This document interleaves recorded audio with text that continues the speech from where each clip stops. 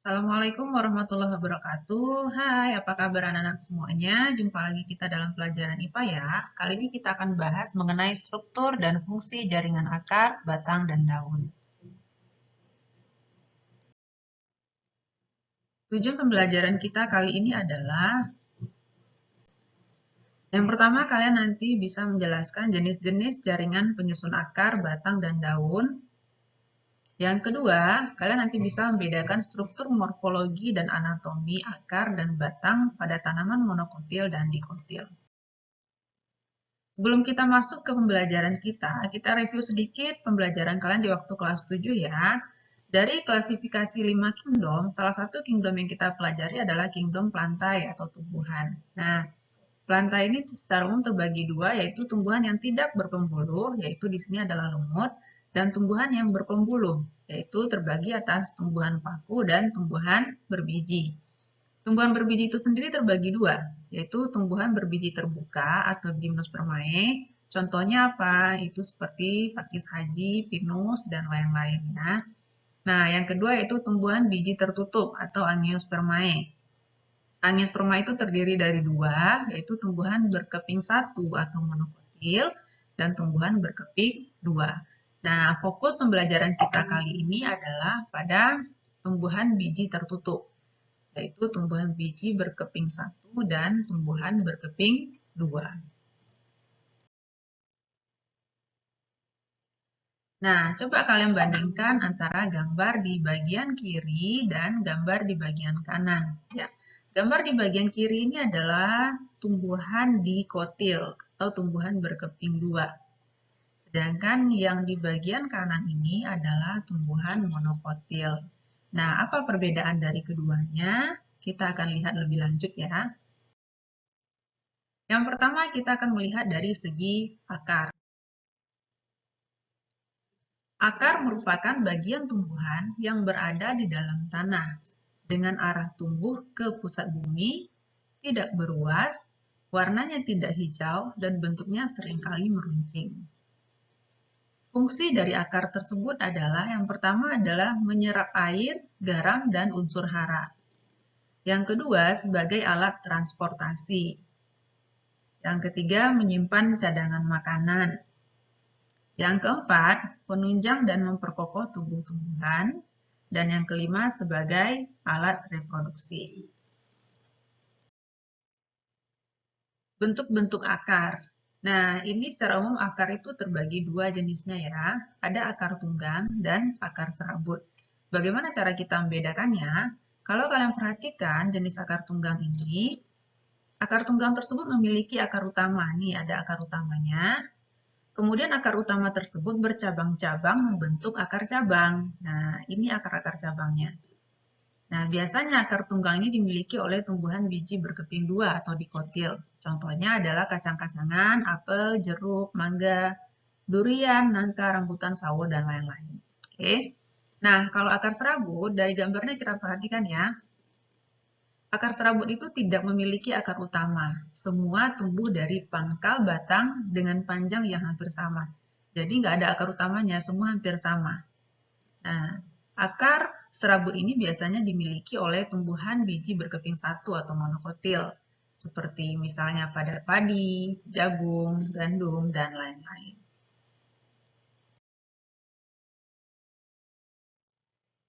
Dari segi anatominya, akar bisa kita lihat sebagai berikut.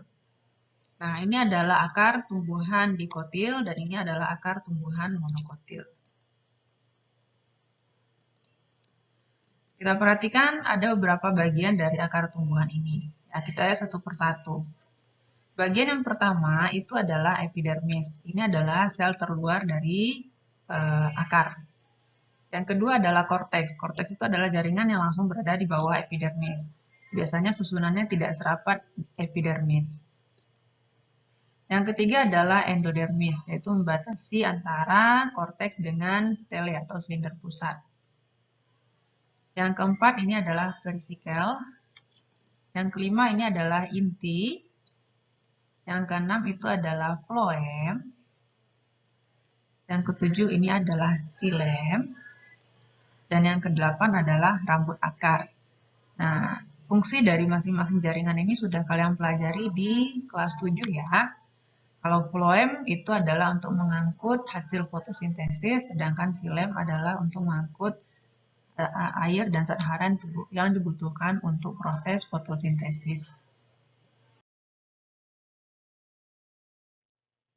Nah, jadi berdasarkan gambar tadi bisa kita lihat perbedaan dari akar monokotil dan akar dikotil, yaitu dari sistem perakarannya, kalau akar dikotil itu berbentuk tunggang, sedangkan akar monokotil berbentuk serabut. Nah, untuk pembuluh angkut itu apa? Itu adalah xilem dan floemnya ya.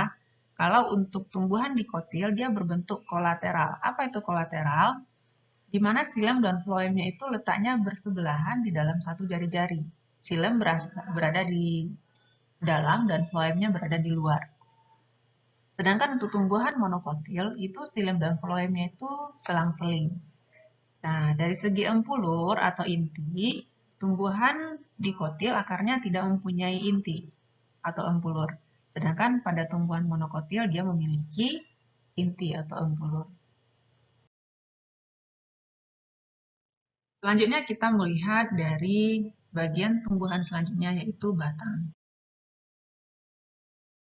Nah, ini dia penampakan morfologi dari batang tumbuhan monokotil dan batang tumbuhan dikotil.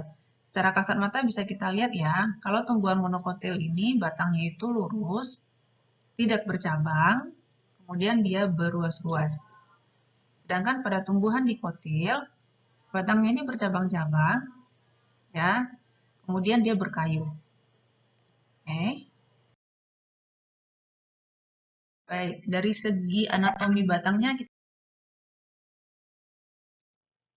Oke, nah ini dari segi anatominya, ini adalah batang tumbuhan monokotil, dan ini adalah batang tumbuhan dikotil. Nah, kita lihat perbedaannya. Epidermisnya sama, dia merupakan bagian terluar dari tumbuhan, selnya biasanya rapat. Yang keduanya adalah korteks. Nah, perhatikan kalau pada tumbuhan dikotil, batang korteksnya itu jelas kelihatannya, sedangkan pada tumbuhan monokotil tidak jelas. Nah, yang ketiga itu berkas pembuluh, xilem dan floem. Kalau pada batang dikotil, xilem dan floemnya tersusun seperti kolateral ya, di mana xilemnya berada di dalam, sedangkan floemnya berada di luar. Kalau pada tumbuhan monokotil, batangnya, xilem dan floem itu menyebar di seluruh areal batangnya. Nah, pada tumbuhan dikotil ada kambium, sedangkan pada tumbuhan monokotil tidak ada kambium. Oke, dan ini empulurnya atau inti. Nah, ini dia xilem dan floemnya. Floem itu yang bagian luar, sedangkan xilem yang bagian dalam. Oke, floem gunanya tadi adalah untuk mengangkut hasil fotosintesis, sedangkan xilem untuk mengangkut air dan zat-zat lain yang diperlukan untuk proses fotosintesis. Nah, dari gambar anatomi batang monokotil dan dikotil tadi, dapat kita simpulkan perbedaannya adalah pertama dari segi endodermis. Pada tumbuhan monokotil tidak jelas kelihatan endodermisnya. Sedangkan pada tumbuhan dikotil jelas, ini endodermisnya. Itu membatasi antara korteks dengan silinder pusat. Oke. Yang kedua adalah korteks. Pada tumbuhan monokotil juga tidak jelas yang mana korteksnya. Sedangkan pada tumbuhan dikotil jelas, ini korteksnya. Yang ketiga, letak berkas pembuluhnya atau xilem dan floemnya. Kalau pada tumbuhan monokotil, xilem dan floemnya ini menyebar. Sedangkan pada tumbuhan dikotil, rapi tersusun dalam bentuk cincin. Ini xilem floemnya. Tipe ikatan pembuluh. Kalau pada monokotil itu kolateral tertutup, artinya dia tidak dibatasi oleh kambium. Sedangkan pada tumbuhan dikotil dia kolateral terbuka, ya, dia dibatasi antara xilem dan floemnya dibatasi oleh kambium. Ya, ada kambium yang membatasinya. Kalau pada kambiumnya, tumbuhan monokotil tidak punya kambium, sedangkan tumbuhan dikotil ada kambium. Kalau empulur, pada tumbuhan monokotil ada tapi kurang jelas. Ya, pada tumbuhan dikotil jelas empulurnya di dalam. Nah, kita sudah mempelajari mengenai anatominya, kita lihat fungsi dari batang tersebut. Yang pertama adalah sebagai penyokong, nah, agar batangnya bisa berdiri dengan kokoh. Yang kedua adalah sebagai pengangkut. Kenapa? Karena pada tumbuhan, batangnya itu memiliki xilem dan floem yang fungsinya sebagai pengangkut. Yang ketiga sebagai penyimpan. Sebagian batang tanaman digunakan untuk menyimpan cadangan makanan, contohnya pada wortel dan pada singkong. Selanjutnya adalah sebagai alat reproduksi. Batang bisa digunakan sebagai alat reproduksi vegetatif, ya, misalnya dengan cangkok dan stek. Selanjutnya adalah sebagai fungsi pernapasan. Batang dapat membantu proses pernapasan dengan adanya lentisel yang merupakan derivat atau jaringan atau derivat dari jaringan epidermis.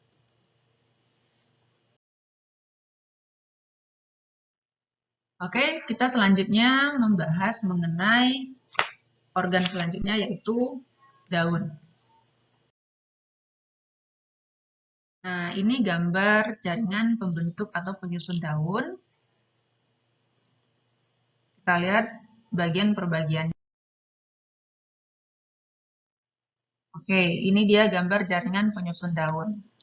Nah, yang nomor satu itu adalah epidermis atas. Seperti biasa, epidermis itu selalu tersusun atas sel-sel yang tersusun rapi dan rapat. Yang kedua, itu adalah mesofil palisade atau jaringan tiang. Ya, ini adalah mesofil palisade. Yang ketiga adalah mesofil spons atau jaringan spons atau jaringan bunga karang. Mesofil palisade dan mesofil spons ini memiliki klorofil sehingga di sana terjadi proses fotosintesis. Yang keempat itu adalah xilem, yang kelima adalah floem, yang keenamnya adalah epidermis bawah, dan yang ketujuh adalah stomata atau mulut daun. Nah, ini adalah bagian-bagian anatomi dari sebuah daun. Nah, tadi kita sudah mempelajari mengenai jaringan-jaringan penyusun organ daun, maka kita bisa mengetahui fungsi dari organ daun tersebut. Fungsinya adalah yang pertama untuk fotosintesis. Nah, tadi kita tahu bahwa pada daun terdapat mesofil palisade dan mesofil spons yang memiliki klorofil, sehingga memungkinkan terjadinya fotosintesis. Yang kedua adalah transportasi atau pengangkutan. Daun juga memiliki xilem dan floem, yang fungsinya adalah sebagai jaringan pembuluh, ya, yang bisa mengangkut zat-zat yang diperlukan untuk proses fotosintesis dan juga hasil fotosintesis. Yang ketiga yaitu sebagai fungsi respirasi atau pernapasan. Ingat, tadi daun juga memiliki stomata, sehingga memungkinkan terjadinya pertukaran gas. Yang keempat, daun juga bisa berfungsi sebagai penyimpan udara. Kenapa? Pada daun itu memiliki palisade spons atau mesofil spons yang banyak terdapat ruang antar sel, sehingga memungkinkan terjadinya penyimpanan udara. Yang kelima, yaitu mengurangi transpirasi atau penguapan. Nah, daun itu memiliki lapisan kutikula yang tersusun dari zat lilin, sehingga bisa menutupi bagian stomata yang dapat membuat penguapan menjadi lebih kecil. Nah, ini biasanya terjadi pada tumbuhan yang berbentuk duri. Ya, contohnya pada kaktus. Yang keenam, bisa juga berfungsi mempercepat penguapan. Nah, ingat, pada daun tadi juga ada stomata, ya, yang mampu membuka dan menutup, sehingga memungkinkan terjadinya penguapan air saat cuacanya relatif panas.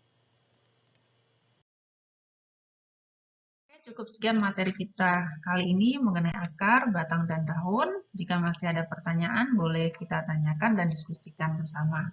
Terima kasih, sampai jumpa. Assalamualaikum warahmatullahi wabarakatuh.